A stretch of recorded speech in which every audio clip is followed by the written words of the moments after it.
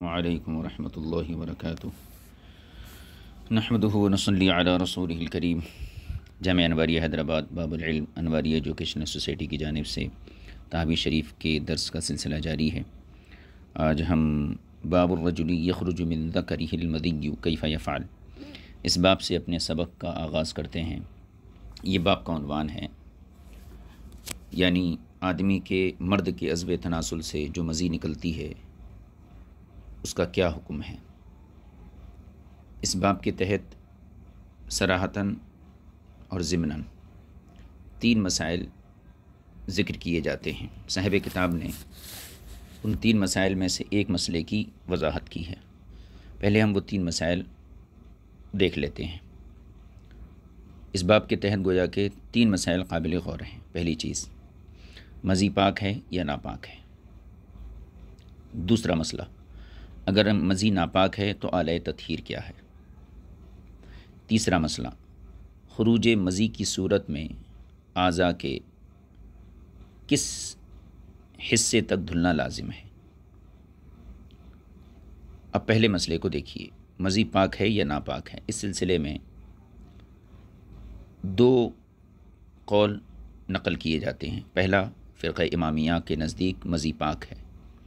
ائمہ 4 اور جمہور اہل سنت والجماعت کے نزدیک مزی ناپاک ہے۔ یہ پہلے مسئلے کے 2 قول ہو گئے۔ دوسرا مسئلہ تھا، اگر مزی ناپاک ہے تو آلۂ تطہیر کیا ہے۔ پانی سے پاک کیا جائے گا اس کو یا پھر چھینٹوں سے پاک کیا جائے گا، کیا صورت ہے۔ تو اس سلسلے میں 3 مذہب نقل کیے جاتے ہیں۔ پہلا مذہب امام احمد بن حنبل کا ہے۔ ان کے ہاں صرف پانی سے چھینٹا مارنے سے ہی طہارت حاصل ہو جاتی ہے۔ اور دوسرا مذہب امام مالک، امام شافعی، ان حضرات کا ہے۔ یہ کہتے ہیں باقاعدہ پانی سے دھلنا یہ واجب ہے، چھینٹے مارنے یا ڈھیلے سے طہارت حاصل نہیں ہو سکتی۔ تیسرا مذہب ہے حضرات حنفیہ کا۔ ان کے یہاں پیشاب کی طرح ڈھیلا اور پانی دونوں سے طہارت حاصل ہو سکتی ہے، لیکن چھینٹا مارنا یہ کافی نہیں ہے۔ یہ 2 مسئلے ہو گئے۔ مزید پاک ہے یا ناپاک ہے، اس سلسلے میں 2 مذہب، امامیہ کے نزدیک پاک، ائمہ 4 کے نزدیک ناپاک۔ آلۂ تطہیر کیا ہے، اس سلسلے میں 3 قول ہوئے۔ امام احمد کا صرف چھینٹا مارنے سے طہارت حاصل ہو سکتی ہے۔ امام مالک، امام شافعی کا باقاعدہ پانی سے دھلنا واجب ہے۔ احناف کا پیشاب کی طرح ڈھیلا اور پانی دونوں سے طہارت حاصل ہو سکتی ہے، لیکن چھینٹا مارنا یہ کافی نہیں ہے۔ اب تیسرا مسئلہ، یہ 2 مسئلے جو ہم نے ذکر کیے، یہ باب کے تحت مصنف نے ان سے بحث نہیں کی ہے۔ تیسرا مسئلہ ہے، خروج مزی کی صورت میں عضو کو کہاں تک دھویا جائے گا۔ اس سلسلے میں 3 مذہب ہیں اصل۔ پہلا امام مالک کا مذہب ہے کہ پورے عضو تناسل کو دھونا واجب ہے۔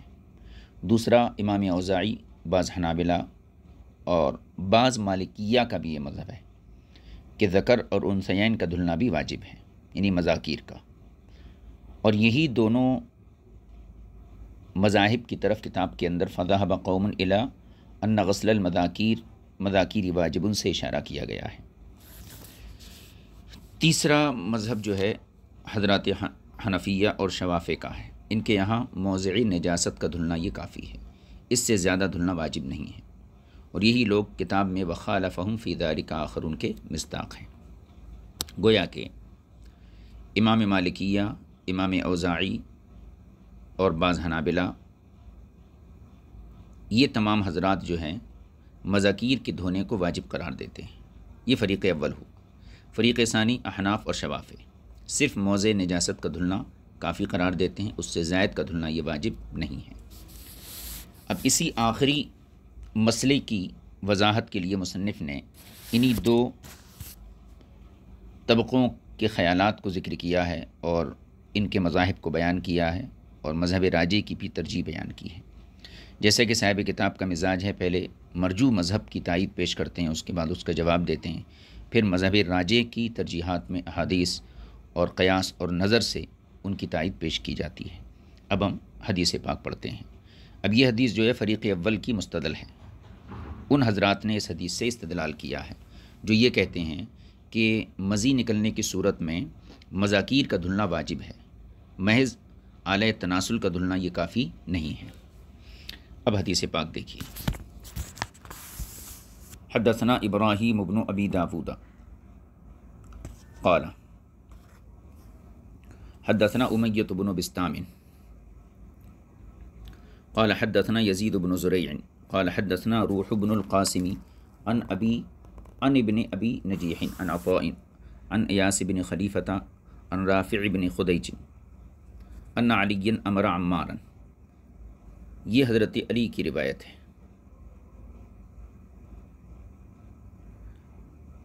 حضرت علی نے حضرت عمار رضی اللہ تعالی عنہ کو حکم دیا ان یسأل رسول اللہ صلی اللہ علیہ وسلم عن المدی، کہ وہ حضور صلی اللہ علیہ وسلم سے مزی کے سلسلے میں مسئلہ دریافت کریں۔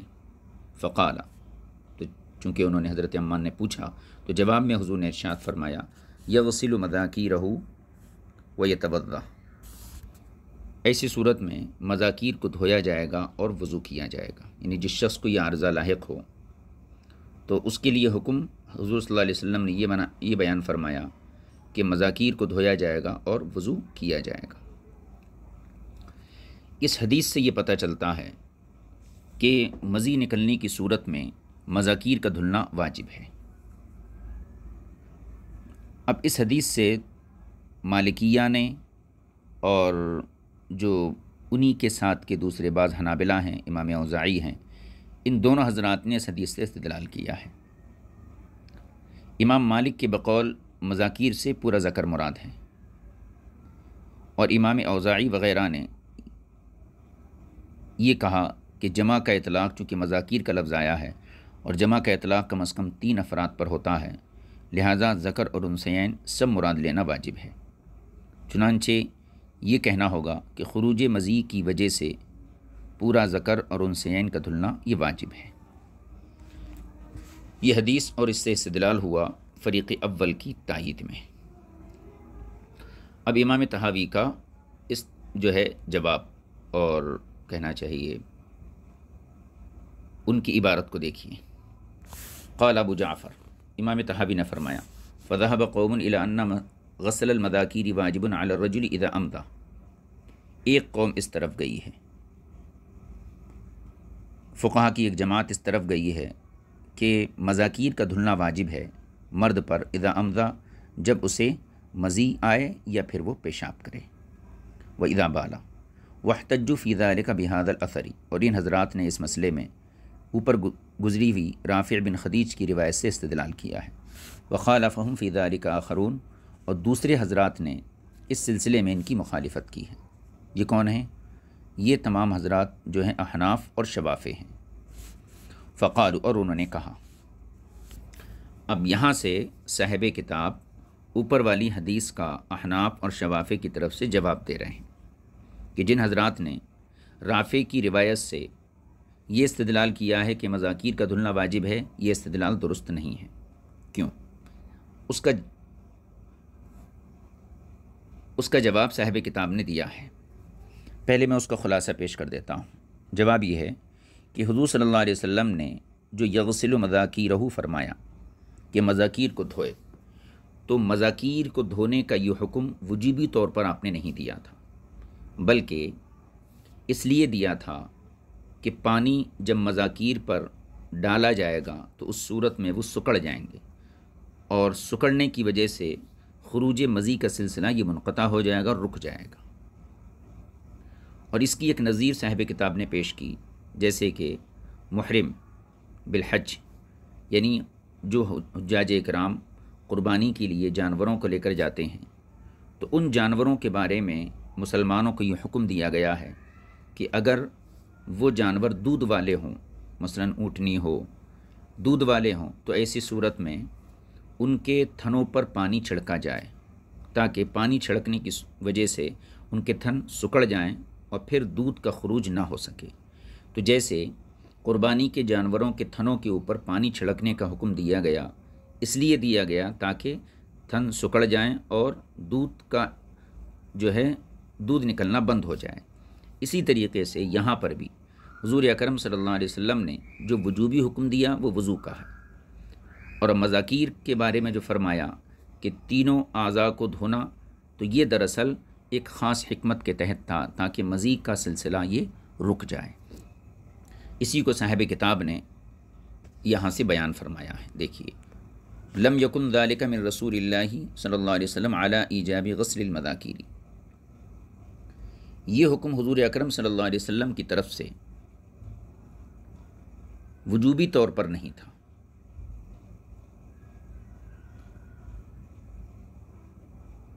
وَلَكِنَّهُ لِيَتَقَلَّصَ الْمَذِيُّ فَلَا يَخْرُجُ، بلکہ منی کو، مزی کو روکنے کے لیے، وَلَكِنَّهُ لِيَتَقَلَّصَ الْمَذِيُّ فَلَا يَخْرُجُ،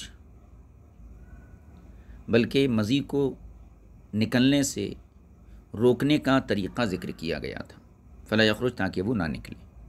قالوا، اور ان حضرات نے یہ بھی فرمایا اس کی نظیر کے طور پر، وَمِن ذَلِكَ، اور اسی قبیل سے وہ مسئلہ ہے، ما امر بہ المسلمون فی الہدی، یعنی اس کی نظیر وہ حکم ہے جس کا مسلمانوں کو ہدی کے سلسلے میں حکم دیا گیا ہے، جبکہ اذا کان لہ لبن، جبکہ وہ دودھ والے جانور ہوں، تو حکم کیا دیا گیا ہے، ان ينضح ضرعہ بالماء، کہ اس کے تھنوں پر ٹھنڈا پانی چھڑکا جائے، تاکہ لیتقلص ذلک فیہ، تاکہ دودھ نکلنے سے رک جائے، فلا یخرج، اور نہ نکلے، یعنی وہ تھن سکڑ جائیں پانی کے پڑنے کی وجہ سے، اور جو ہے دودھ کا خروج جو ہے یہ بند ہو جائے۔ یہاں تک صاحب کتاب نے فریق اول کی پیش کردہ روایت کا جواب دیا۔ اب اس کے بعد کچھ روایتیں ایسی ذکر کر رہے ہیں جو فریق ثانی کے مذہب کی تائید پیش کرتی ہیں، اور اس بات کے ثبوت میں امام طحاویہ نے حضرت علی کی روایت کو مختلف سندوں سے یہاں بیان کیا ہے۔ دیکھیے صاحب کتاب کی عبارت دیکھیے، وقد جاءت الاثار متواترۃ، متواترہ یہاں لفظی معنی میں ہے، اصطلاحی معنی میں نہیں ہے، یعنی کثرت کے معنی میں محض، اور وقد جاءت الاثار متواترۃ بما يدل على ما قالوا، اور حدیثیں کثرت سے آئی ہیں اس مضمون کی تائید کرنے کے لیے جو ان حضرات نے کہا ہے۔ کن حضرات نے؟ احناف اور شوافی نے، کہ یغسل مذاکیر میں یہ مذاکیر کے دھونے کا جو حکم دیا گیا ہے یہ وجوبی طور پر نہیں ہے، بلکہ محض مزی کے سلسلے کو منقطع کرنے کے لیے ہے۔ تو اس مضمون پر دلالت کرنے والی احادیث کثرت سے آئی ہیں۔ فمن ذالک، اور انہی حدیثوں میں سے، ما قد حدثنا ابن ابی داود و ابن ابی عمران، اور انہی حدیثوں میں سے پہلی حدیث وہ ہے جو ابن ابی داود اور ابن ابی عمران دونوں نے ہم سے بیان کی ہے۔ قال، ان دونوں نے کہا، حدثنا عمر بن محمد الناقد قال حدثنا عبیدۃ بن حمید عن الاعمش عن حبیب بن ابی ثابت عن سعید بن جبیر عن ابن عباس، حضرت عبداللہ بن عباس سے مروی ہے۔ قال علی، حضرت ابن عباس نے فرمایا، قال علی، کہ حضرت علی نے فرمایا، کنت رجلا مذاء، میں کثیر المزہ شخص تھا، یعنی کثرت سے مجھے مزی آتی تھی۔ فامرت رجلا ان يسأل النبی صلی اللہ علیہ وسلم، تو میں نے ایک شخص کو حکم دیا کہ وہ حضور صلی اللہ علیہ وسلم سے اس سلسلے میں مسئلہ پوچھے۔ فقال، تو جب اس شخص نے پوچھا تو حضور نے اس کے جواب میں فرمایا، فیہ الوضوء، یعنی مزی نکلنے کی صورت میں صرف وضو واجب ہے۔ اب یہ کون شخص تھے جس کو آپ نے حکم دیا تھا؟ تو یہ غالباً حضرت مقداد بن اسود تھے۔ تو گویا مقداد بن اسود کو حضرت علی نے مسئلہ دریافت کرنے کا حکم دیا اور ان کو اپنا وکیل بنایا۔ حضور نے جواب میں صرف اتنا فرمایا، فیہ الوضوء، اس میں وضو ہے۔ اب اس جملے کو ذہن میں رکھیے، یہی جملہ حضور سے مختلف سندوں کے ساتھ مروی ہے۔ جب بھی حضور سے یہ سوال کیا گیا تو حضور نے مختلف جو سندیں آئی ہیں اس میں یہی فرمایا کہ اس میں وضو ہے۔ اب دوسری حدیث اسی مضمون کی تائید میں، حدثنا صالح بن عبد الرحمن قال حدثنا سعید بن منصور قال اخبرنا حشیم قال اخبرنا الاعمش عن منذر ابی یعلی الثوری عن محمد بن الحنفیہ قال، محمد بن حنفیہ کہتے ہیں، سمعتہ یحدث عن ابیہ، یعنی منذر ابی یعلی ثوری یہ محمد بن حنفیہ سے روایت کرتے ہیں اور کہتے ہیں کہ محمد بن حنفیہ نے اپنے والد یعنی حضرت علی سے سنا، قال انہوں نے فرمایا حضرت علی نے، کنت اجد مدین، میں مدی پاتا تھا، یعنی مجھے مزی آتی تھی، فامرت المقداد، تو میں نے مقداد کو حکم دیا۔ اب پیچھے والے حدیث میں صرف رجلن کا تذکرہ تھا اس سند کے ساتھ، لیکن یہاں پر صراحت آ گئی، فامرت المقداد ان يسأل النبی صلی اللہ علیہ وسلم عن ذلک، میں نے مقداد کو حکم دیا کہ وہ اس سلسلے میں حضور صلی اللہ علیہ وسلم سے مسئلہ دریافت کریں، واستحییت ان اسألہ، اور خود مجھے پوچھنے میں حیا آ رہی تھی، کیوں؟ لأن ابنتہ عندی، کیونکہ حضور کی شہزادی میرے نکاح میں ہیں۔ فسألہ، چنانچہ حضرت مقداد نے پوچھا، فقال، تو حضور نے جواباً ارشاد فرمایا، ان کل فحل، ہر مذکر کو یمزی مزی آتی ہے، ہر مرد کو، ہر بالغ مرد کو مزی آتی ہے، فإن کان المنی ففیہ الغسل، اگر وہ منی ہو تو اس میں غسل ہے، وإذا کان المذی ففیہ الوضوء، اور اگر مذی ہے تو اس صورت میں وضو ہے۔ یہاں بھی حضور نے ایک ہی حکم بیان کیا کہ مذی نکلنے کی صورت میں وضو ہے، پیچھے کی روایت میں بھی یہی حکم تھا کہ مذی نکلنے کی صورت میں صرف وضو ہے۔ آگے کی حدیث دیکھیے، حدثنا محمد بن خزیمہ قال حدثنا عبد اللہ بن رجاء قال حدثنا زائدة بن قدامة عن ابی حصین عن ابی عبد الرحمن عن علی، حضرت علی سے مروی، قال كنت رجلا مذاء، مجھے کثرت سے، میں کثیر المزہ شخص تھا، وکانت عندی بنت رسول اللہ صلی اللہ علیہ وسلم، اور میرے نکاح میں رسول پاک صلی اللہ علیہ وسلم کی بیٹی تھی، فارسلت الی رسول اللہ صلی اللہ علیہ وسلم، تو میں نے ایک قاصد کو حضور صلی اللہ علیہ وسلم کی خدمت میں روانہ کیا، فقال، اور روانہ کیا مطلب وہی پوچھا مزی کے سلسلے میں، تو حضور نے جواباً فرمایا، توضأ واغسلہ، تو آپ نے ارشاد فرمایا وضو کر لیا کرو اور اسے دھو ڈالو، وغسلہ، یہ ہو ضمیر قابل توجہ ہے، ہو مذکر ہے اور اس کا مرجع مذکری ہو سکتا ہے، مذاکیر کی صورت میں جو ہے اس کی ضمیر نہیں لوٹائی جا سکتی، تو توضأ وغسلہ، وضو کر لو اور جو ہے اس کو دھو لو۔ اب یہاں دو حکم ہیں، اب تک جتنی روایتیں ہیں اس میں کیا تھا؟ وضو کر لو، اس کے بعد اس روایت میں یہ تفصیل ہے، وضو کرو اور اس کو دھو، اس کو محض آنائے تناسل۔ اب یہاں پہ غور کیجئے، مذاکیر تینوں کے مجموعوں کو کہتے ہیں، آلائے تناسل اور خصیتین یعنی انثیین۔ اس مناسبت سے باب کے آغاز میں جو حدیث آئی حضرت رافع کی، تو اس میں یغسل و مذاکیر کا لفظ تھا، اور یہاں پر آیا وغسلہ، واحد محض آلائے تناسل کے لیے، اس کو دھو۔ تو پہلے جو وضاحت کی تھی یہ حدیث اسی وضاحت کی تائید کر رہی ہے۔ صاحب کتاب نے رافع کی حدیث کا جو جواب دیا تھا تو یہ جواب دیا تھا کہ حضور نے غسل مذاکیر کا جو حکم دیا وجوبی طور پر نہیں دیا، بلکہ ایک حکمت کے تحت دیا، تاکہ جو ہے مزی کا سلسلہ یہ منقطع ہو جائے، کیونکہ اگر وہ حکم مذاکیر کا وجوب کے طور پر ہوتا تو پھر یہاں پر وغسلہ محض آلائے تناسل کے لیے جو حکم دیا گیا یہ کس لیے ہوگا؟ اگر وہ وجوب کے لیے تھا تو یہ تو پھر وجوب سے نیچے درجہ آ گیا، حالانکہ ایسا نہیں ہو سکتا، تو اس سے پتہ چلتا کہ وغسلہ یہ درجہ وجوب ہے، اور یغسل مذاکیرہ یہ جو ہے اس میں بھی درجہ وجوب صرف آلائے تناسل ہے، اور باقی کو جو دھونے کا حکم ہے وہ محض ایک حکمت کے تحت ہے۔ دیکھیے آگے کی حدیث دیکھیے، حدثنا صالح قال حدثنا سعید قال حدثنا حشیم قال حدثنا یزید بن ابی زیاد قال حدثنا عبد الرحمن بن ابی لیلى عن علی رضی اللہ تعالی عنہ قال، عبد الرحمن بن ابی لیلى حضرت علی سے روایت کرتے ہیں، قال انہوں نے فرمایا، سئل النبی صلی اللہ علیہ وسلم عن المدی، حضور اکرم صلی اللہ علیہ وسلم سے مزی کے سلسلے میں دریافت کیا گیا، فقال، تو حضور نے فرمایا، فیہ الوضوء، اس میں وضو ہے، وفی المنی الغسل، اور منی کے سلسلے میں غسل کا حکم ہے۔ اس حدیث سے ہی پتہ چلتا ہے کہ مزی نکلنے کی صورت میں صرف وضو واجب ہوتا ہے۔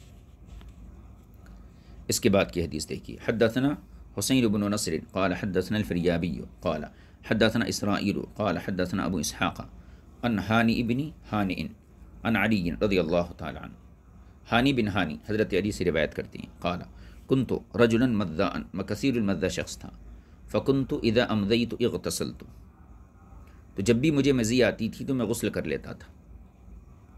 فسألت النبی صلی اللہ علیہ وسلم، میں نے سلسلے میں حضور اکرم صلی اللہ علیہ وسلم سے پوچھا، یعنی کسی کے ذریعے پوچھنے لگا ہیں آپ، جیسے کہ گزشتہ روایتوں میں اس کی وضاحت آ چکی ہے۔ فسألت النبی صلی اللہ علیہ وسلم، میں نے رسول پاک صلی اللہ علیہ وسلم سے کسی قاصد کی وساطت سے پوچھا، فقال فیہ الوضوء، تو حضور نے جواب فرمایا کہ اس میں وضو ہے، یعنی اس میں غسل لازم نہیں ہوتا، صرف وضو کافی ہے۔ اب اسی حدیث کی ایک اور سند ہے، یعنی یہی روایت، حدثنا ابن خزیمہ قال حدثنا عبد اللہ بن رجاء قال حدثنا اسرائیل، تحویل سند، یعنی یہ روایت ابن خزیمہ نے اپنی سند کے ساتھ اسرائیل کے واسطے سے، انہوں نے اپنی سند سے حضرت علی مرتضیٰ کرم اللہ تعالی وجہ الکریم کے واسطے سے اسی طرح نقل کی ہے۔ اس حدیث کی اور ایک سند، وحدثنا ربیع المؤذن قال حدثنا اسد قال حدثنا اسرائیل ثم ذکر باسنادہ مثلہ، یعنی ربیع مؤذن نے اپنی سند سے اسرائیل کے حوالے سے، اور اسرائیل نے اپنی اسناد سے اسی طرح اس کو نقل کیا ہے۔ اب آگے کی حدیث دیکھیے، اس میں مزید متن ہے۔ حدثنا ابن خزیمہ قال حدثنا عبد اللہ بن رجاء قال حدثنا زائدة قال حدثنا رکین بن الربیع الفرازی عن حسین بن قبیصہ عن علی، حسین بن قبیصہ سے مروی ہے، وہ حضرت علی سے روایت کرتے ہیں، قال کنت رجلا مدان، میں کثیر المدہ شخص تھا، فسألت النبی صلی اللہ علیہ وسلم، تو حضور اکرم صلی اللہ علیہ وسلم سے میں نے سلسلے میں دریافت کرایا، فقال، تو حضور نے فرمایا، اذا رأیت المدی فتوضأ واغسل ذکرک، یہ اور واضح ہے، جب تم مزی دیکھو تو وضو کر لو اور اپنے ذکر کو دھو لو، عضو تناسل کو دھو، تو یہاں ذکر کا لفظ ہے، تو یہ درجہ وجوب ہے، اور یغسل و مذاکیر جو ہے وہ درجہ وجوب نہیں ہے۔ اسی مضمون کی ایک حدیث اوپر بھی آئی تھی، جو حضرت ابو عبد الرحمن نے حضرت علی سے روایت کیا، تو اس میں الفاظ آئے تھے توضأ واغسلہ، اور یہاں پر ہے فتوضأ واغسل ذکرک، تو اس سے ہی پتہ چلتا ہے کہ اعلی تناسل کا دھونا یہ واجب ہے، اور باقی جو ہے خنثیین کے بارے میں وہ ایک حکمت کے تحت حکم دیا ہے۔ وَإِذَا رَأَيْتَ الْمَنِيَّ، اور جب تم منی کو دیکھو فاغتسل، تو پھر غسل کرو۔ اس کے بعد کی حدیث دیکھیے، حدثنا ابو بکرۃ قال حدثنا ابراہیم بن بشار قال حدثنا سفیان عن عمرو بن دینار عن عطاء عن عائش بن انس قال سمعت علی علی المنبر، عائش بن انس کہتے ہیں میں نے رسول پاک صلی اللہ علیہ وسلم کو منبر پر میں نے حضرت علی کو منبر پر فرماتے ہوئے سنا، میں نے حضرت علی کو منبر پر فرماتے ہوئے سنا، فرماتے ہوئے سنا، کنت رجلا مذاء، میں کثیر المزہ شخص تھا، فاردت ان اسأل النبی صلی اللہ علیہ وسلم، تو میں نے اس سلسلے میں حضور اکرم صلی اللہ علیہ وسلم سے دریافت کرنا چاہا، فاستحییت منہ، لیکن مجھے حیا آئی، کیوں؟ لأن ابنتہ کانت تحت عندی، کیونکہ حضور کی صاحبزادی یہ میرے نکاح میں تھیں، فامرت عمارا، تو میں نے عمار کو حکم دیا، فسألہ، تو عمار نے حضور سے پوچھا کہ اس سلسلے میں کیا حکم ہے، فقال فیہ الوضوء، تو حضور اکرم صلی اللہ علیہ وسلم نے فرمایا کہ اس صورت میں صرف وضو ہے۔ یہ تمام احادیث ہو گئیں جن میں حضرت علی کی روایت مختلف سندوں کے ساتھ آئی۔ اب یہ تقریباً 8 سندوں کے ساتھ حضرت علی کی روایت کو یہاں پیش کیا گیا۔ ان تمام روایات کا خلاصہ یہ ہے کہ حضور اکرم صلی اللہ علیہ وسلم نے صرف وضو کا حکم دیا۔ اب استدلال سنیے، صرف وضو کا حکم دیا کہ مزی نکلنے کی صورت میں صرف وضو کرنا ہے۔ دوسری بات، وضو کا حکم شریعت کے اندر ایک امر تعبدی ہے، یعنی غیر قیاسی امر ہے۔ غیر قیاسی اس لیے ہے، مثال کے طور پر ما خرج من السبیلین سے وضو ٹوٹ جاتا ہے، یعنی نجاست اگر سبیلین سے نکلی تو وضو ٹوٹ جاتا ہے، تو قیاس کا تقاضا یہ تھا کہ جہاں سے نجاست کا خروج ہوا، جہاں سے نجاست نکلی اس مقام کو دھویا جائے، لیکن ہم کیا دیکھتے ہیں کہ خروج نجاست تو سبیلین سے ہوا، لیکن سبیلین کے علاوہ 4 اعضاء اور دھوئے جاتے ہیں، وضو کیا جاتا ہے جس طور پر کہ ہاتھ دھوئے جاتے ہیں، چہرہ دھویا جاتا ہے، پیر دھوئے جاتے ہیں اور مسح کیا جاتا ہے، تو قیاس کا تقاضا یہ تھا کہ جہاں سے نجاست کا خروج ہوا اسی مقام کو دھو لینا کافی ہوتا، لیکن شریعت وہاں پر وضو کا حکم دیتی ہے کہ ما خرج من السبیلین سے وضو واجب ہوتا ہے۔ تو وضو کیا ہے؟ اعضائے اربع کا دھونا۔ تو یہ اعضائے اربع کا جو حکم دیا گیا یہی وضو ہے، اور یہ غیر قیاسی امر تعبدی ہے، اس میں قیاس کو کوئی دخل نہیں ہے۔ اب سنیے پھر سے، خروج مزی کی صورت میں حضور نے حکم یہ دیا کہ وضو کیا جائے، اور شریعت کے اندر وضو کا حکم ایک امر تعبدی ہے، لہٰذا خروج مزی کی صورت میں وضو بھی امر تعبدی ہوگا، امر تعبدی کی قبیل سے ہوگا۔ پھر سنیے، خروج مزی کی صورت میں وضو کا حکم حضور نے دیا، اور شریعت کے اندر وضو کا حکم یہ امر تعبدی ہے، غیر قیاسی ہے، لہٰذا خروج مزی کی صورت میں بھی وضو کا حکم یہ امر تعبدی ہوگا، اور وضو کے علاوہ جو بھی حکم ہوگا وہ امر تعبدی کے علاوہ امر قیاسی ہوگا، یعنی نفس وضو کا حکم جو ہے یہ تو امر تعبدی ہے، اس کے علاوہ جو بھی حکم ہوگا وہ امر تعبدی نہیں ہوگا بلکہ امر قیاسی ہوگا، اور امر قیاسی کا تقاضا یہ ہے کہ صرف موضع نجاست کو دھلا جائے، اور اسی کو صاحب کتاب نے یہاں بیان کیا ہے۔ اب جو لوگ مذاکیر کو دھلنا واجب قرار دیتے ہیں تو گویا کہ وہی خلاف قیاس حکم دیتے ہیں۔ پھر سے اس کو سن لیجئے، حضور صلی اللہ علیہ وسلم نے خروج مزی کی صورت میں وضو کرنے کا حکم دیا، ٹھیک ہے، اور شریعت کے اندر وضو کا حکم یہ امر تعبدی ہے، لہٰذا خروج مزی کی صورت میں بھی وضو کا حکم یہ امر تعبدی ہوگا، اور وضو کے علاوہ جو بھی حکم دیا جائے گا وہ تعبدی نہیں ہوگا بلکہ قیاسی ہوگا۔ اب دیکھتے ہیں، فریق اول نے وضو کے علاوہ کیا حکم دیا؟ غسل مذاکیر کا، اور احناف اور شوافی نے کیا حکم دیا؟ صرف عضو تناسل کے دھونے کا، یعنی موضع نجاست کے دھونے کا۔ اب اس میں یہ دیکھنا ہے کہ کس کا حکم قیاسی ہے، کس کا غیر قیاسی ہے۔ تو ہم جب دیکھتے ہیں، غور کرتے ہیں، تو مذاکیر کا دھونا یہ حکم جو ہے خلاف قیاس ہے، کیونکہ قیاس یہ چاہتا ہے کہ جہاں سے نجاست نکلے اس جگہ کو دھویا جائے، اور وہ صرف اعلی تناسل ہے، لہٰذا وضو کے علاوہ جو بھی حکم دیا جائے گا اس سلسلے میں اس کا قیاسی ہونا ضروری ہے، اور قیاسی اگر ہونا ضروری ہے تو پھر اعلی تناسل کا ہی دھونا، یعنی موضع نجاست کا دھونا یہ کافی ہونا چاہیے، غسل مذاکیر کی حاجت نہیں ہے۔ اب اسی جواب کو صاحب کتاب نے اپنے انداز میں دیا ہے، صاحب کتاب کی عبارت کو دیکھیے، فرماتے ہیں، قال ابو جعفر، امام طحاوی نے فرمایا، افلا ترى، کیا آپ نہیں دیکھتے، ان علی لما ذکر عن النبی صلی اللہ علیہ وسلم ما اوجبہ علیہ فی ذلک ذکر وضوء الصلاۃ، کیا تم نہیں دیکھتے کہ حضرت علی نے نبی کریم صلی اللہ علیہ وسلم سے اس بات کا ذکر کیا تو آپ نے ان کے لیے فقط نماز کے وضو کو واجب قرار دیا، یعنی حضرت علی نے جب حضور صلی اللہ علیہ وسلم سے کسی بھی واسطے سے خروج منزی کا مسئلہ پوچھا تو حضور اکرم صلی اللہ علیہ وسلم نے صرف نماز کے وضو کو واجب قرار دیا، فثبت بذلک، تو اس سے یہ ثابت ہو گیا ان ما کان سوا وضوء الصلاۃ مما امر بہ، کہ نماز کے وضو کے علاوہ جو بھی حکم دیا گیا ہے اس سلسلے میں، فإنما کان ذلک لغیر المعنی، تو وہ اس وجہ سے نہیں تھا،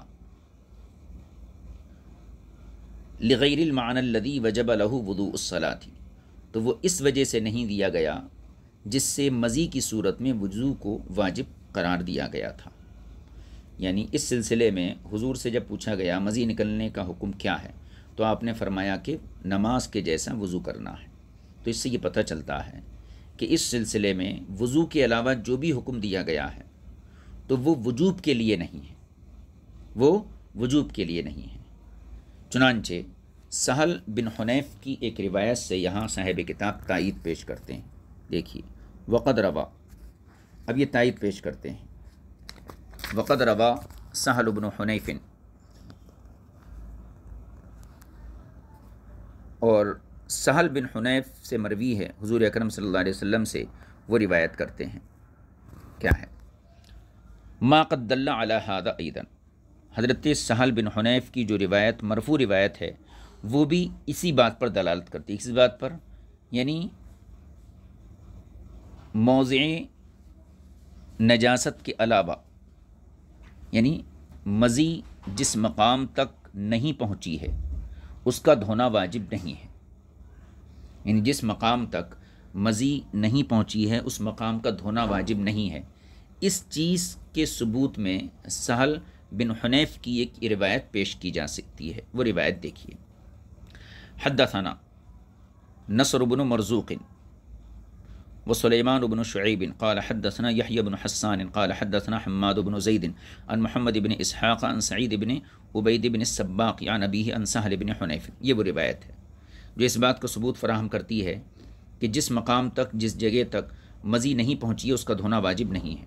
انہ سأل النبی صلی اللہ علیہ وسلم عن المدی، انہوں نے مزی کے سلسلے میں رسول پاک صلی اللہ علیہ وسلم سے مسئلہ پوچھا، فقال، تو حضور نے ارشاد فرمایا، فیہ الوضوء، اس میں وضو ہے۔ فأخبر انما یجب فیہ هو الوضوء، تو انہوں نے اس بات کی خبر دی کہ اس سلسلے میں جو چیز واجب ہوتی ہے وہ صرف وضو ہے۔ فأخبر، تو آپ نے یہ اطلاع دی، انما یجب فیہ هو الوضوء، کہ جو چیز اس میں لازم ہے وہ صرف وضو ہے۔ وذلك ينفي ان يكون عليه مع الوضوء غيره، اور اس سے اس بات کی بھی نفی ہو جاتی ہے کہ اس پر وضو کے علاوہ کوئی چیز ہو، یعنی کوئی چیز اور ہو۔ وذالک ینفی، اور اس سے اس بات کی نفی ہو جاتی، ان یکون علیہ مع الوضوء غیرہ، کہ اس شخص کے اوپر وضو کے علاوہ بھی کوئی اور چیز واجب ہو، اس چیز کی نفی ہو جاتی ہے، کیونکہ حضور نے صاف فرمایا فیہ الوضوء، اس میں وضو واجب ہے۔ تو جب یہ کہہ دیا گیا کہ اس صورت میں وضو واجب ہے تو اس سے یہ پتہ چلا وضو کے علاوہ دوسری چیز واجب نہیں ہے۔ یہ تائید پیش کر دی حضرت سہل بن حنیف کی روایت سے، مذہب راجح کی طرف سے جو کہا گیا کہ جہاں تک نجاست نہیں پہنچی اس کا دھونا واجب نہیں ہے، اس سلسلے میں یہ تائید پیش کر دی گئی۔ اب یہاں سے ایک اعتراض نقل فرما رہے ہیں اور اس کے بعد اس کا جواب دیں گے۔ اعتراض یہ ہے، فَإِنْ قَالَ قَائِلٌ فَقَدْ رُوِيَ عَنْ عُمَرَ بْنِ الْخَطَّابِ مَا يُوَافِقُ مَا قَالَ أَهْلُ الْمَقَالَةِ الْأُولَى، یہاں سے ایک اعتراض اور اس کا جواب ہے۔ اعتراض یہ ہے کہ حضرت عمر فاروق سے ایک روایت ہے جو فریق اول کی کے مذہب کی تائید پیش کرتی ہے، وہ روایت پہلے سن لیجیے۔ دیکھیے میں یہاں سے ترجمہ کر دیتا ہوں۔ فَإِنْ قَالَ قَائِلٌ، اگر کوئی کہنے والا یہ کہے، فَقَدْ رُوِيَ عَنْ عُمَرَ بْنِ الْخَطَّابِ مَا يُوَافِقُ مَا قَالَ أَهْلُ الْمَقَالَةِ الْأُولَى، اگر کوئی یہ اعتراض کرے کہ حضرت عمر رضی اللہ تعالی عنہ سے ایسی روایت منقول ہے جو پہلے حضرات کی بات کی تائید پیش کرتی ہے، فذکر، اور وہ روایت یہ ہے، اور وہ یہ روایت بیان کرے، کون سی؟ ما حدثنا ابو بکرۃ قال حدثنا ابو عمر قال اخبرنا حماد بن سلمہ قال اخبرنا سلیمان التیمی عن ابی عثمان النہدی ان سلمان بن ربیعۃ الباہلی تزوج امرات من بنی عقیل، یہ حضرت عمر کی وہی روایت ہے۔ اس روایت کو دیکھیے، سلیمان بن ربیعہ باہلی نے بنی عقیل کی ایک عورت سے نکاح کیا، تزوج امرات من بنی عقیل فکان یأتیہا، تو وہ ان کے پاس آتے، فیلاعبها، اور ان سے جو ہے کہنا چاہیے ملاعبت فرماتے، فیمضی، اور اس صورت میں جو ہے مزی کا خروج ہو جاتا تھا۔ فسأل عن ذلك عمر بن الخطاب، عمر، تو اس سلسلے میں انہوں نے حضرت فسأل عن ذلك عمر بن الخطاب، اس سلسلے میں انہوں نے حضرت عمر رضی اللہ تعالی عنہ سے مسئلہ پوچھا۔ فقال، تو آپ نے جواب میں فرمایا، اذا وجدت الماء فاغسل فرجک وانثیینک، آپ نے فرمایا کہ جب تم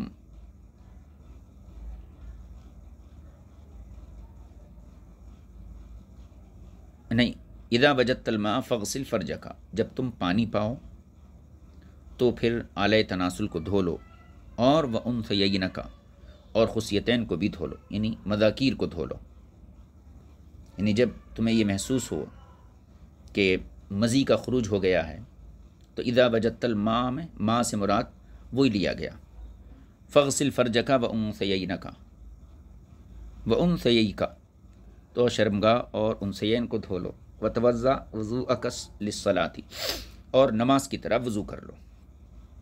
اب یہ روایت جو ہے اس میں صاف واضح ہے کہ حضرت عمر فاروق نے ان کو مذاکیر کے دھونے کا حکم دیا۔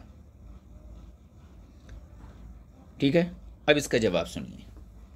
اگر کوئی اس حدیث کے ذریعے ہم پر اعتراض کرے کہ دیکھو حضرت عمر فاروق کی روایت بھی جو فریق اول کے مذہب کی تائید کر رہی ہے کہ آپ نے بھی مذاکیر کے دھونے کا حکم دیا، تو ہم اس کا جواب وہی دیں گے جو ہم نے رافع بن خدیج کی روایت میں دیا تھا۔ امام طحاوی فرماتے ہیں قیل، یہاں سے جواب دے رہے ہیں، قیل لہو، اس معترض سے کہا جائے گا، یحتمل، یہ احتمال ہے، یہ پوری روایت ہے، دیکھیے، قیل لہو، اس سے کہا جائے گا، یعنی معترض سے کہا جائے گا، یحتمل ان یکون وجہ ذلک ایضا ما صرفنا الیہ وجہ حدیث رافع بن خدیج، یعنی اس کا بھی وہی مطلب ہے جو ہم نے رافع بن خدیج کی روایت کا ذکر کیا تھا۔ یحتمل، یہ ممکن ہے، ان یکون وجہ ذلک، اس کی بھی وہی توجیہ ہے، ما صرفنا الیہ وجہ حدیث رافع بن خدیج، کہ جو توجیہ ہم نے رافع بن خدیج کی حدیث کی ذکر کی ہے، کہ یہاں پر بھی آپ نے جو حکم دیا تھا تو وہ انثیین کا جو حکم ہے وہ وجوبی طور پر نہیں ہے۔ وقد روی عن جماعت مما بعدہ ما یوافق ذلک، اب اس کے بعد کچھ روایتیں ذکر کر رہے ہیں، صحابہ اور تابعین کی موافقت، کچھ اقوال یہاں ذکر کریں گے جس سے یہ پتہ چلتا ہے کہ محض جو ہے موضع نجاست کا دھونا یہ ضروری ہے۔ اس مضمون کی تائید میں یہاں سے کچھ روایتیں صاحب کتاب بیان فرما رہے ہیں، ان روایتوں کو دیکھ لیجئے۔ حدثنا ابو بکر قال حدثنا مؤمل بن اسماعیل قال حدثنا سفیان الثوری، تحویل سند، یہ اسی حدیث کی گویا کہ اور ایک سند ہے۔ وحدثنا ابو بکر قال حدثنا ہلال بن یحیی بن مسلم قال حدثنا ابو عوانہ کلاہما عن منصور عن مجاہد عن مورق الاجلی عن ابن عباس قال، حضرت عبداللہ بن عباس سے مروی ہے، قال، انہوں نے فرمایا، هو المنی والمدی والودی، یعنی حضرت ابن عباس سے نقل کیا کہ انہوں نے فرمایا کہ مرد سے نکلنے والی یہ تین چیزیں ہیں، منی، مدی، ودی۔ فَأَمَّا الْمَدِيُّ وَالْوَدِيُّ فَإِنَّهُ يَغْسِلُ ذَكَرَهُ، مزی اور ودی کی صورت میں آلۂ تناسل کو دھویا جائے گا، وَيَتَوَضَّأُ، وضو کیا جائے گا، وَأَمَّا الْمَنِيُّ، اور رہا منی تو اس میں غسل ہے۔ حدثنا ابو بکر قال حدثنا ابو عامر قال حدثنا سفیان عن ابی حمزہ قال قلت لابن عباس، یہ کہتے ہیں کون؟ ابو حمزہ، کہ میں نے حضرت عباس رضی اللہ تعالیٰ عنہ سے کہا کہ انی ارکب الدابۃ فامضی، میں جانور پر سواری کرتا ہوں تو مدی آنے لگتی ہے۔ فقال، تو آپ نے اس میں جواباً ارشاد فرمایا، اغسل ذکرک وتوضا وضوءک للصلاۃ، آلۂ تناسل کو دھو لو اور وضو کرو نماز کی طرح، اس سے بھی وہی حکم ثابت ہوتا ہے۔ اب یہاں پر حضرت ابن عباس کی دو روایتیں ذکر کی گئیں، پہلی روایت میں فإنہ یغسل ذکرہ، مزی کی صورت میں، دوسری روایت میں اغسل ذکرک، یہ تصریح ہے۔ اب صاحب کتاب فرماتے ہیں امام طحاوی، افلا تری، کہ آپ نہیں دیکھتے، ان ابن عباس حین ذکر ما یجب فی المدی ذکر الوضوء خاصۃ، کیا تم نے غور نہیں کیا کہ حضرت عبداللہ بن عباس نے مزی سے لازم ہونے والی چیز کا جب ذکر کیا تو انہوں نے ابو حمزہ کو خاص طور پر وضو کے ساتھ عضو تناسل کا دھونے کا حکم دیا، افلا ترى ان ابن عباس، کیا آپ نہیں دیکھتے ہیں کہ حضرت ابن عباس نے حین ذکر ما یجب فی المدی، جب انہوں نے یہ ذکر کیا کہ مزی میں کیا واجب ہوتا ہے تو کیا ذکر کیا؟ ذکر الوضوء خاصۃ، تو صرف وضو کو ذکر کیا. وحین امر ابا حمزہ، اور جب ابو حمزہ کو حکم دیا اس سلسلے میں تو امرہ مع الوضوء بغسل الذکر، تو ان کو یہی حکم دیا کہ وضو کے ساتھ صرف ذکر دھونا ہے. تو اس سے یہ پتہ چلا کہ مذاکیر کا دھلنا یہ واجب نہیں ہے. حدثنا ابو بکر قال حدثنا وهب قال حدثنا الربيع بن صبيح عن الحسن في المدي والودي، یہ حضرت حسن بصری سے مروی ہے. قال یغسل فرجہ ویتوضا وضوءہ للصلاۃ، اعلی تناسل کو دھو لے اور نماز کی طرح وضو کر لے. یہ بات مکمل ہو گئی. اب ایک اور اس کے بعد روایت ہے، اس کے بعد صاحب کتاب کا تبصرہ رہیں گا. حدثنا ابو بکرۃ قال حدثنا ابو عامر قال حدثنا سفیان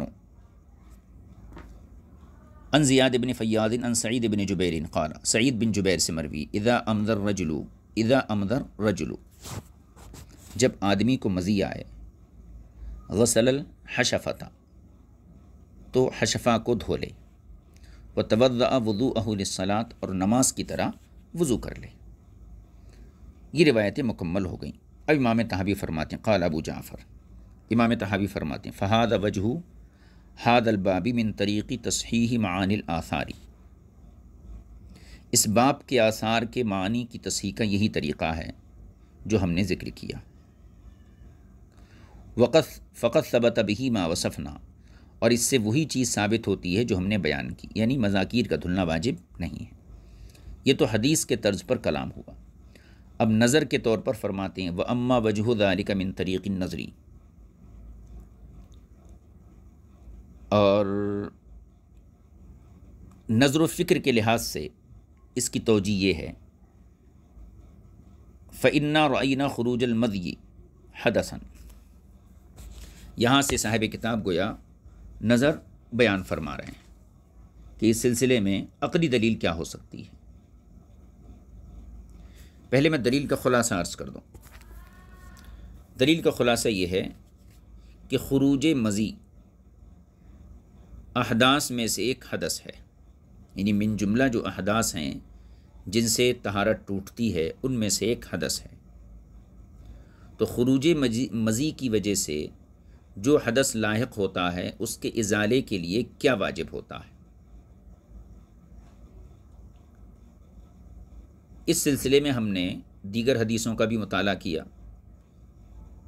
کہ خروج دیگر احداث کا، یعنی جو دوسری ناپاکیاں ہیں ان کا بھی ہم نے غور کیا، جائزہ لیا کہ مثال کے طور پر خروج بول بھی ایک حدث ہے، خروج دم بھی ایک حدث ہے.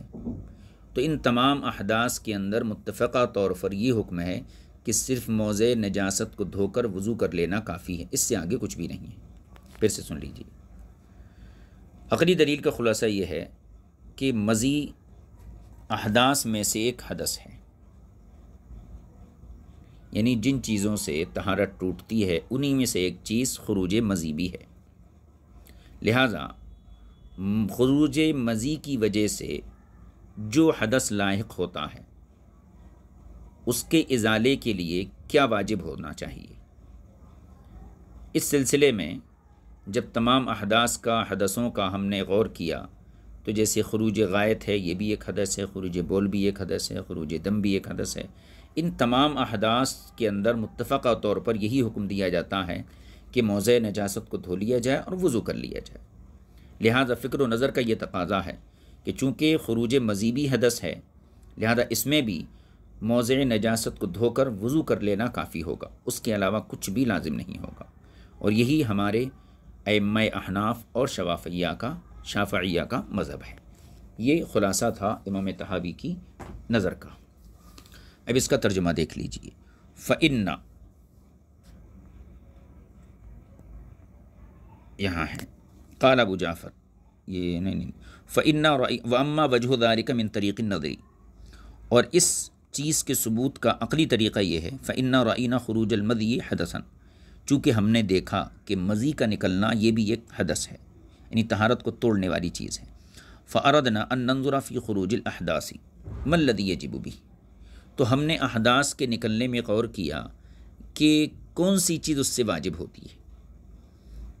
فَكَانَ خُرُوجُ الْغَائِطِ يَجِبُ بِهِ غسل ما اصاب البدن منہ، تو غائط یعنی پیخانہ کا نکلنا اس سے واجب ہوتا ہے اتنے بدن کا دھونا جہاں تک وہ پہنچا ہو۔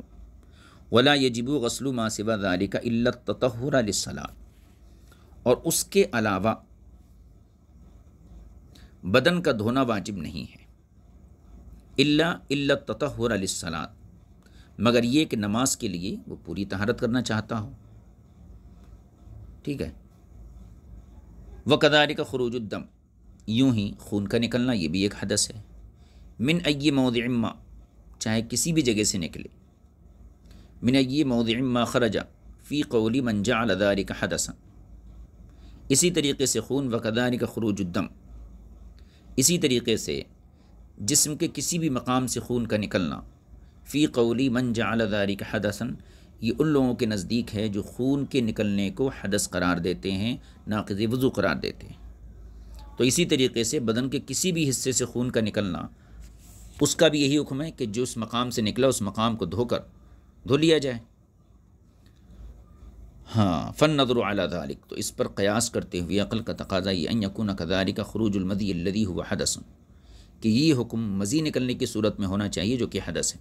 لا یجب فیہ غسل غیر الموضع الذی اصابہ من البدن، اور اس میں اس جگہ کے علاوہ دوسری جگہ کا دھونا واجب قرار نہیں دیا جانا چاہیے کہ جہاں تک وہ مزی پہنچی ہے، تو صرف اسی مقام تک کو دھونے کو واجب قرار دیا جائے۔ غیر التطہر للصلاۃ، علاوہ اس کے کہ اگر کسی کا نماز پڑھنے کا ارادہ ہو تو پھر اس کے لیے پوری طہارت حاصل کی جائے گی۔ فثبت ذلک، تو اس سے یہ ثابت، فثبت ذلک ایضا، تو اس سے یہ ثابت ہوتا ہے، فثبت ذلک ایضا بما ذکرنا من طریق النظر،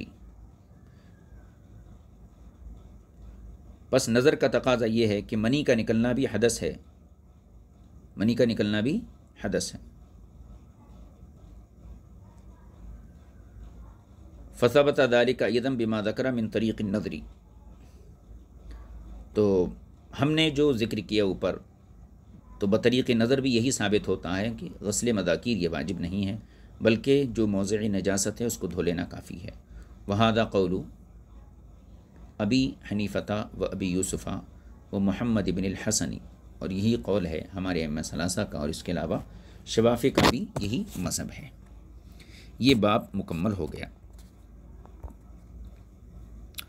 اب اس کا خلاصہ ہم آپ کی خدمت میں پیش کر دیتے ہیں۔ صاحب کتاب نے باب باندھا، اور باب کا عنوان تھا باب الرجل یخرج من ذکرہ المذی کیف یفعل۔ اس باب کے تحت اصل 3 مسائل تھے، لیکن صاحب کتاب نے ایک مسئلے کو پوری وضاحت کے ساتھ ذکر کیا۔ مسائل یہ تھے، مزی پاک ہے یا ناپاک، اگر مزی ناپاک ہے تو علیہ تطہیر کیا ہے، خروج مزی کی وجہ سے کتنے حصے کو دھونا فرض لازم ہے، پھر اس میں اقوال تھے وہ ذکر کیے گئے۔ امامیہ کی یہاں مزی پاک ہے، ائمہ اربعہ کے یہاں مزی ناپاک ہے۔ دوسرا مسئلہ یہ تھا اگر ناپاک ہے تو علیہ تطہیر کیا ہے، اس سلسلے میں 3 قول نقل کیے گئے۔ امام احمد بن حنبل کے یہاں صرف پانی سے چھینٹا مار دیں تو طہارت حاصل ہو جائے گی۔ مالکیہ شوافے کے یہاں باقاعدہ پانی سے دھلنا واجب ہے۔ احناف کے یہاں ڈھیلا اور پانی دونوں سے طہارت حاصل ہو سکتی ہے، البتہ چھینٹا مارنا یہ کافی نہیں ہے۔ اب یہ 2 مسئلے تو باب کے تحت ذکر نہیں کیے گئے تھے، یہ افادے کے طور پر عرض کر دیے گئے۔ باب کے اندر جو مسئلہ ذکر کیا وہ یہ کہ خروج و مزی سے عضو کو کہاں تک دھویا جائے گا۔ اس سلسلے میں 2 قول تھے گویا کے بنیادی طور پر، اگر اس کو ضمنی طور پر دیکھیں تو 3 قول ہو جاتے ہیں۔ امام مالک کو دیکھیں تو پورے ذکر کا دھلنا واجب قرار دیتے ہیں۔ امام اوزاعی اور بعض حنابلہ ہیں اور بعض مالکیہ بھی ہیں، وہ مذاکیر کا دھلنا واجب قرار دیتے ہیں۔ تو یہ سب حضرات جو ہیں یہ فریق اول ہوئے، اور دوسری طرف حناف اور شوافے ہیں، صرف موضع نجاست کا دھلنا کافی قرار دیتے ہیں۔ فریق اول نے اپنی تائید میں رافع بن خدیج کی روایت کو ذکر کیا، جس میں حضور کے الفاظ تھے یغسل مذاکیرہ، تو صاحب کتاب نے جواب اس حدیث کا یہ دیا کہ یہاں مذاکیر کے دھلنے کا حکم جو دیا گیا ہے یہ وجوبی طور پر نہیں ہے، بلکہ تقلص کے طور پر ہے کہ پانی چھڑک دیں تاکہ اس سے خصیتین سکڑ جائیں اور خروج مزی کا سلسلہ یہ موقوف ہو جائے۔ اور پھر اس کی نظیر صاحب کتاب نے پیش کی ان جانوروں سے کہ جو قربانی کے جانور محرم منا کی طرف لے کر جاتے ہیں، تو اگر وہ جانور تھن والے ہوں تو انہیں حکم یہ دیا گیا ہے کہ ان کے تھنوں پر پانی چھڑک دیا جائے۔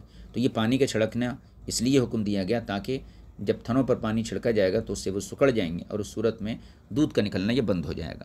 تو جیسے قربانی کے جانوروں کے لیے تھنوں پر پانی مارنے کا حکم اس لیے دیا گیا کہ تھن سکڑ جائیں اور دودھ کا نکلنا موقوف ہو جائے، اسی طریقے سے مزی نکلنے والے شخص کے لیے مذاکیر کے دھونے کا حکم دیا گیا تاکہ پانی کے چھڑکاؤ کی وجہ سے ان سیین پر یا خصیتین پر جو ہے خروج مزی کا سلسلہ یہ بند ہو جائے۔ اس کے بعد صاحب کتاب نے اپنی سند سے حضرت علی کی روایت کو تقریباً 9 یا 10 سندوں کے ساتھ ذکر کیا۔ ان تمام سندوں کا خلاصہ یہی تھا کہ حضور نے اس سلسلے میں ففیہ الوضو اسی قسم کے الفاظ ارشاد فرمائے، یعنی ایسی صورت میں وضو واجب ہے۔ تو اس سلسلے میں استدلال یہ کیا گیا تھا کہ چونکہ خروج مزی کی صورت میں حضور نے وضو کا حکم دیا اور وضو کا حکم جو ہے یہ شریعت کے اندر امر تعبدی ہے، لہذا اس سلسلے میں وضو کے علاوہ جو بھی حکم دیا جائے گا وہ امر تعبدی نہیں ہوگا بلکہ قیاسی ہوگا، اور قیاس یہی چاہتا ہے کہ موضع نجاست کو دھویا جائے۔ دوسری چیز، جو حدیثیں حضرت امام طحاوی نے اپنے راج مذہب کی تائید میں پیش کی تو اس میں صراحت کے ساتھ کچھ الفاظ آئے تھے، جن میں ایک تھا وغسل ذکرہ کا، یہاں پر ذکر کا لفظ ہے، اور اوپر کی ایک روایت آئی تھی غالباً حضرت ابو عبد الرحمن کی، اس میں حضور کا ارشاد تھا توضأ وغسلہ۔ تو یہ بالکل صریح روایتیں تھیں جن سے یہ پتہ چلتا ہے کہ موضع نجاست کو دھلنا یہ کافی ہے، مذاکیر کو دھلنا یہ واجب نہیں ہے۔ یہ باب مکمل ہو گیا۔ انشاءاللہ تعالی اس کے بعد جو ہے باب حکم المنی حل ہوا طاہر ام نجس، اس باب کا آغاز انشاءاللہ تعالی آئندہ درس میں کریں گے۔ وصلی اللہ علی نبی الکریم وآلہ وصحبہ اجمعین والحمد للہ رب العالمین۔ السلام علیکم ورحمۃ اللہ وبرکاتہ۔